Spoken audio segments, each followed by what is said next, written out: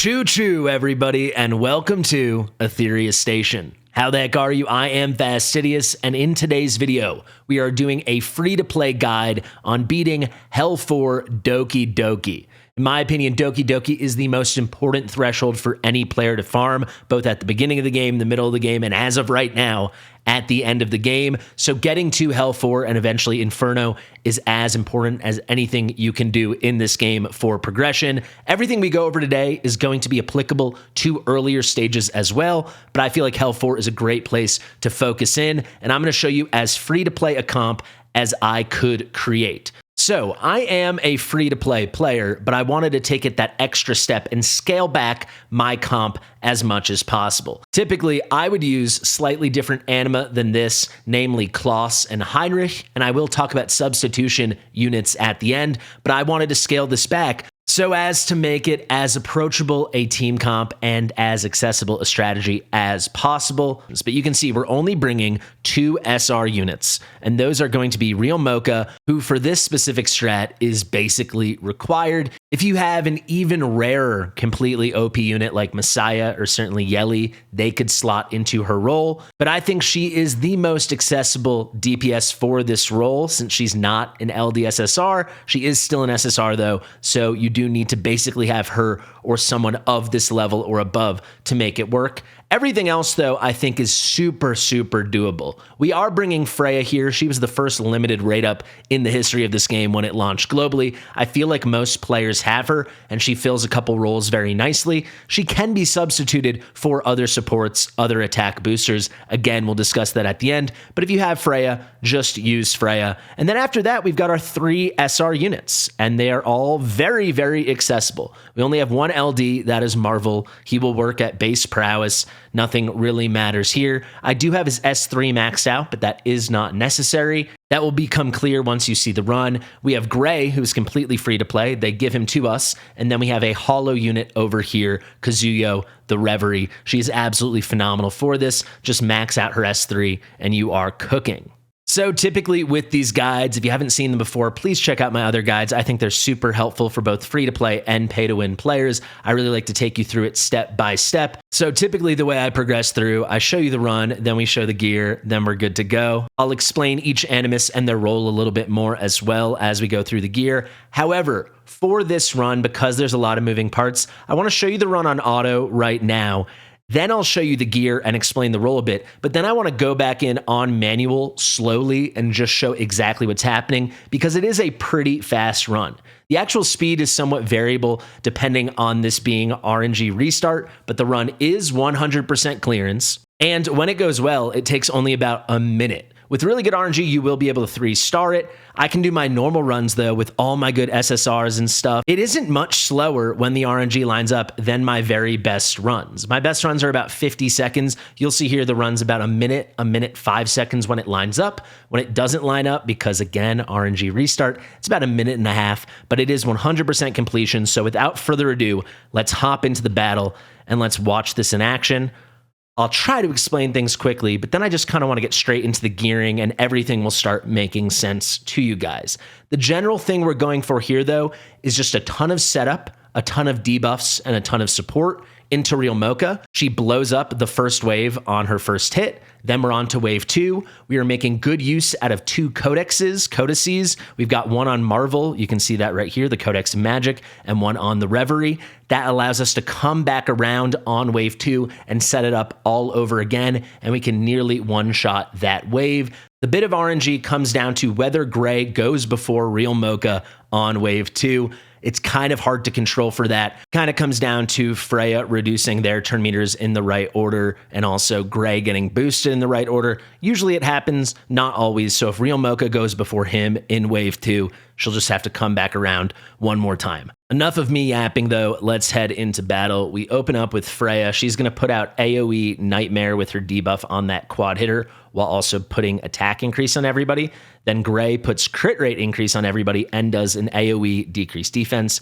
Now Kazuyo here is going to put out AoE Slumber, which is crowd control, and also effectively strips off their shell, their damage reduction. Here comes Real Mocha with the big blast. We take that out, we blow him up. Right before her was Marvel. He did a big turn meter pushback as well as a decrease speed. The main thing, though, is just pushing the turn meter back so Real Mocha can go right in. And you'll see Gray did go in there with the AoE decrease defense, but one missed, unfortunately. There is the reset on both Kazuyo the Reverie and Marvel. So we've stripped again. We've put out the AoE decrease defense. Here comes Real Mocha. She blows that up. She pops everybody except for the big guy. So this was a good run. I'm with the gear I have, we are never able to one-shot the big guy, at least with this specific comp. I can do it with my other comp, with Kloss and everybody. But for this, have no fear. Gray goes again. We just need one more Real Mocha, and there is the run. So that is what the run looks like about 80% of the time when it lines up with Gray. You can see right behind me, 1 minute and 6 seconds. The gear is certainly not bad, but it's also not God tier or anything like that. So let me show you right now. I've favorited these 5 units so we can go pretty quick.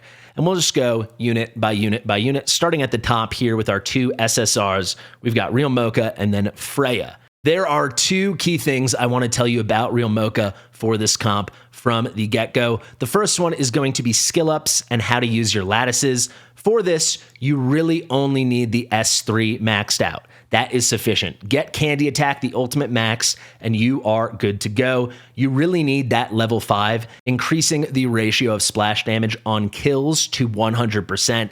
That's what effectively takes this very nice single target move and turns it into a crazy AoE that can fully clear the first wave and nearly one-shot the second wave. The second thing I want to talk about is her crit rate. So you can see I only have her at 58% crit rate, but she always crits. How does that work out? Well, if we can skip ahead to Gray over here with his S2, which immediately gives an extra turn and leads into his S3 to start the battle, with that S2, he is putting out a buff AoE of 2-turn increased crit rate.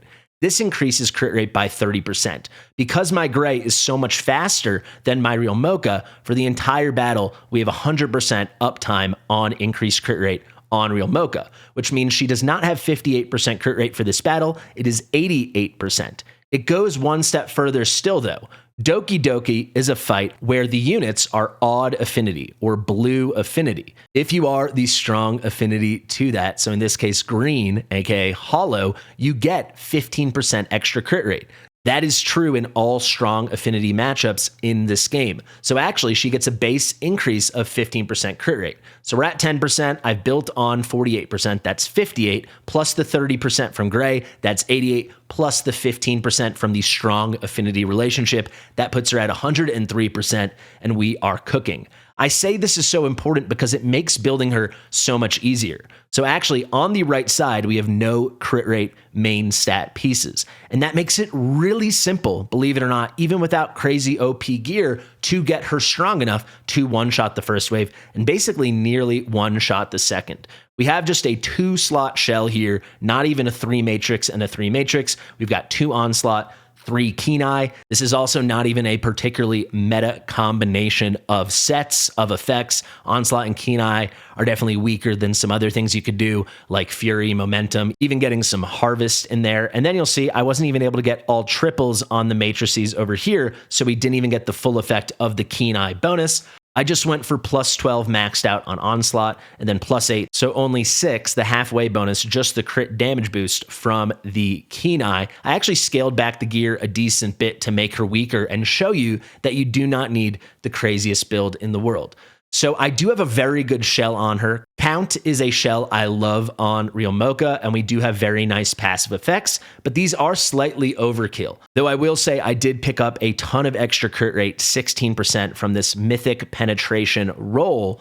It isn't needed if you can get better crit rate substat rolls. I just didn't really get them. First module on the right, we've got plus 4, then we've got plus 4, then we've got plus 7, that's pretty solid, plus 6, that's okay, plus 6, that's okay.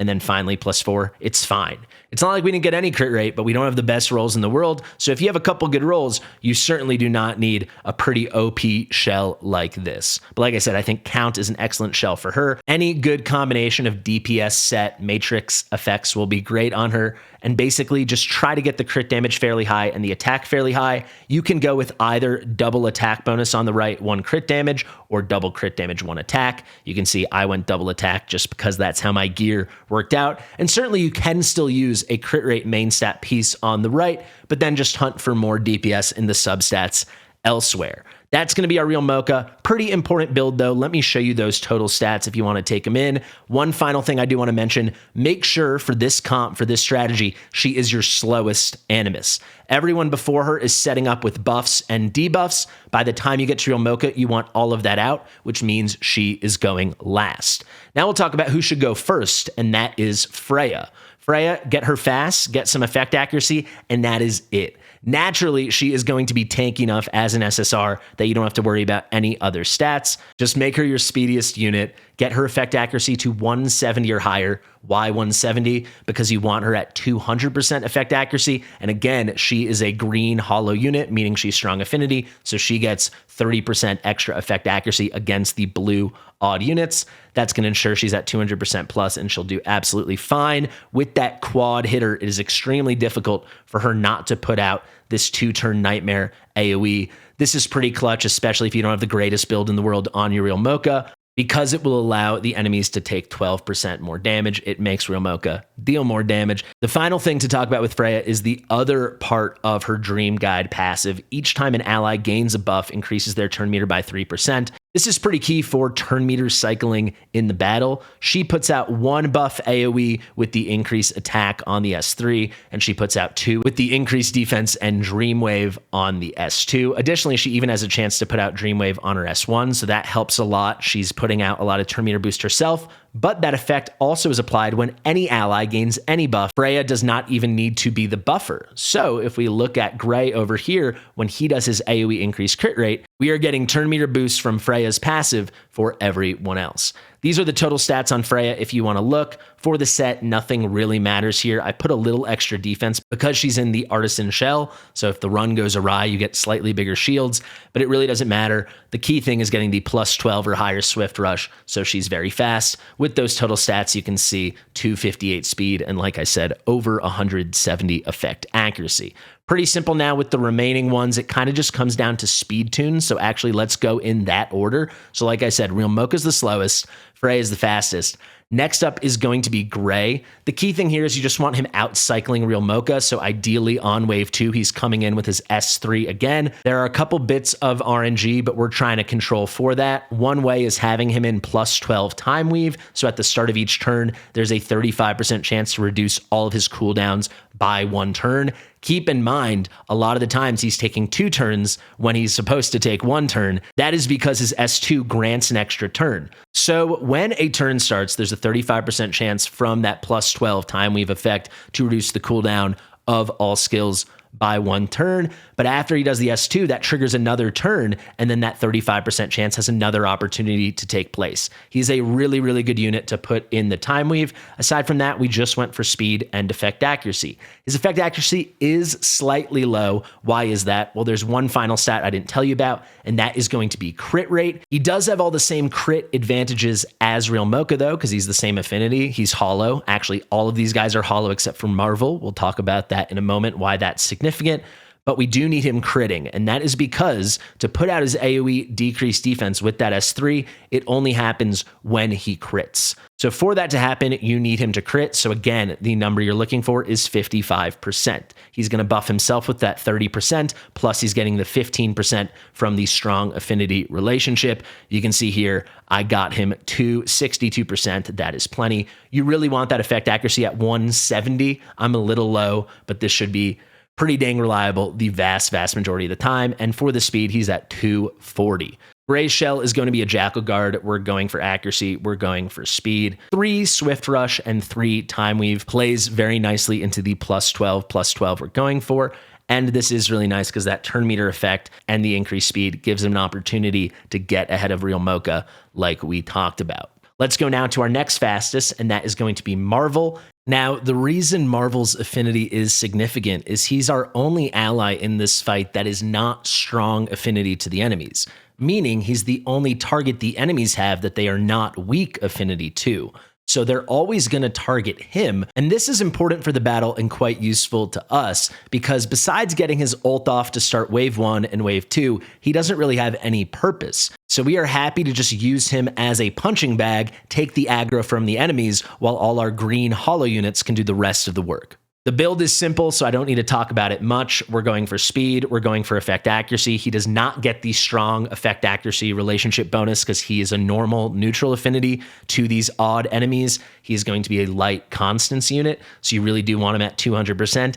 And that is basically it. His entire role here really is just using his S3. It is good if you can max this out to level 5, though you do not need the increased drop of 40%. It is pretty clutch, and I suggest it. But everything else you'll see, no additional skill ups. I also apologize, I should have talked about skill ups earlier. We obviously did with Real Mocha, only her S3 is maxed. With Freya, it is nothing, and with Gray, it is nothing. Quickly now, Marvel's shell you'll see is a Codex of Magic. The Strive here doesn't matter much as we're not even getting any effect from it. What really matters is getting the Swift Rush and making sure he is in Codex of Magic. We picked up a little extra effect accuracy here, which is quite nice. But if we focus in on the skills, the main thing is we want to be able to double cast his S3 once at the start of wave 1 and once again at the start of wave 2. We'll do a very similar thing with Kazuyo the Reverie. This is kind of a key to making the run go very quickly.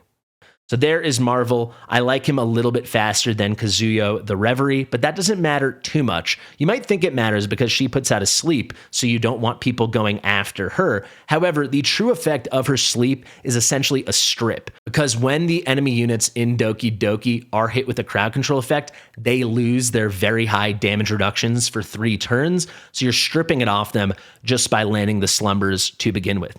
If you can keep them asleep so they can't take an action, that's awesome, but her key purpose is landing the crowd control to begin with and stripping them off. You'll see that when we head into the battle. Key thing with that S3 from Kazuyo is we want to double cast it to get that double strip on each wave and get those shells, those damage reductions off of the enemies. So like Marvel, as I mentioned, she is also in a Codex of Magic.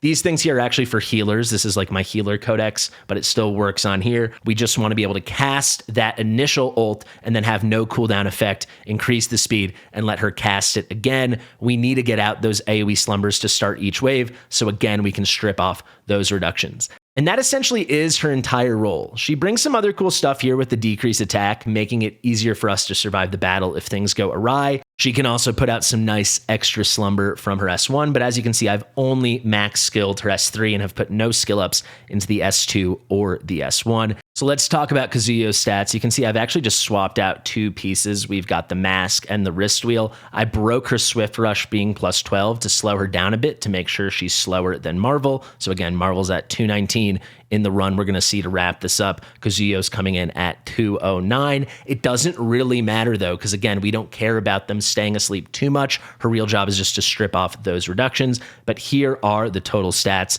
The only set we're going for is the Swift Rush, just getting enough out of it. We're only getting the 8 effect just to make her not slow. And certainly she must be faster than Real Mocha. And that is it. But we're going to get so much turn meter control out of Marvel. The speeds don't matter too much outside of Freya and Gray being fairly fast for this level. So I think we've got a pretty strong understanding of the units, of the comps. What I want to do now is head into the battle. I'm actually going to manual it. Maybe I'll run it one more time on auto at the end for anyone that wants to watch. But I think with this manual, you'll actually get to see it all in practice, and everything's going to make a ton of sense. So let's head in. Let's do this thing. Turn off the auto, and let's go. Up first is going to be Freya. We're going to use her S3 to put out the AoE increase attack buff and also the AoE nightmare debuff. Let's use that. We should be landing it on everyone with all the opportunities to do that as a quad hitter, and we do. Next up is going to be Gray. He starts with the S2. This is going to boost our turn meter a little bit because it's an AoE buff. That's going to work together with Freya's passive for the turn meter boost. Also, we're putting out AoE increased crit for everybody. And then we come in with the AoE decreased defense, and he's got the crit rate buff on himself, so he actually lands it. He buffed himself, and that allows him to make sure he crits and lands the decreased defense. Next up, we're going to use that S3 with Marvel, and you'll see he drops everyone's turn meter. And now this is the key thing that I wanted to show you guys slowly. If we go to the enemy formation, you'll see they start the battle with this thing, the shell. Reduces damage taken by 50%, but it will be removed when these units are affected by any crowd control effects. So when right now Kazuyo the Reverie comes in with the AoE Slumber, she's actually going to be stripping this off for 3 turns. This makes it so when Real Mocha goes next, she can blow these guys up. Because if they still had the 50% damage reduction, it would take a crazy build for her to lay them to waste. So we bring in Kazuyo to put the crowd control effect out and strip these things off. So let's go in now with that AoE S3. You can see they're all asleep. And now the key thing again, let me show you, those shell buffs have disappeared. And instead we've got the reconstruction buff, which is saying when this expires, they'll get the shell back. But they've got this, they're stuck with it for 3 turns. So now when we go in with the single target move from Real Mocha, she's gonna get that kill and she gets the 100% overflow damage to everyone else and we blow everybody up. So you'll see that right now, kaboom, beautiful. On to wave 2. So Doki does her little move, and here comes Gray. We did not get the reset from the time weave, so we go in with the S1 over here. Doesn't really matter. Now we're going to do the S2 from Freya, and we will get a turn meter boost because she's putting out 2 different AoE buffs, so everyone's going to get a nice little bit of turn meter. Now we go Marvel again. The Codex did not cause him to put his S3 on cooldown the first time, so we can go right in with the S3, drop the turn meter, put out the decreased resistance and the decreased speed. We also now get the Codex reset on Kazuyo the Reverie, so we're going to use her S3. We do that slumber, strip everyone off. You can see all those shells are gone. We've got those 3 turn reconstruction effects up. Now we come in with the S2 from Gray. He got ahead of Real Mocha. Now we put out the increased crit again for everybody, boost even more turn meter, and now he goes for the AoE decreased defense. We will wake them up, but it will not matter. We have to go now with Freya because she's faster than Real Mocha, so let's just hit this guy over here. And now Real Mocha, she reset her S3 with all those kills, so we're going to use that again on this guy. We'll get that kill, we'll do the overflow, and we should kill everybody except for the big guy in the middle. Now I can throw it on auto, and I think we all understand the fight. To wrap it up, I just want to talk about replacements mainly for Freya. You can bring a lot of people. You can bring a lot of kinds of support units. If you got a really, really good build on Real Mocha, you can certainly just bring Valerian instead of Freya. Another great option would be Tsukiyomi. You want someone that's bringing a good amount of support and also AoE increase attack. Though if you're cooler with a slower run, you could bring in something like Fushu. You're not going to get the increased attack, but you'll get more speed and you'll get the shields and a ton of support with some turn meter boost. That would be a great substitution as well. My point is there are a lot of supports that can replace Freya if you don't have her. I just think for this specific comp, she's best in slot. And there you go, 1:07. Like I said, you're not going to see this slower than like 1:40. I really think this is about as free to play as it's going to get for the vast majority of players. I hope it's really accessible, and I hope it helps a lot of you. Guys, if you are new here to Etheria Station, make sure you subscribe to the channel. If you have any thoughts, suggestions, comments, please put them below. If you want to download Etheria, I'll have my link in the description and the top pinned comment. I've been Fastidious. This has been Etheria Station, and we'll see you real soon. Bye.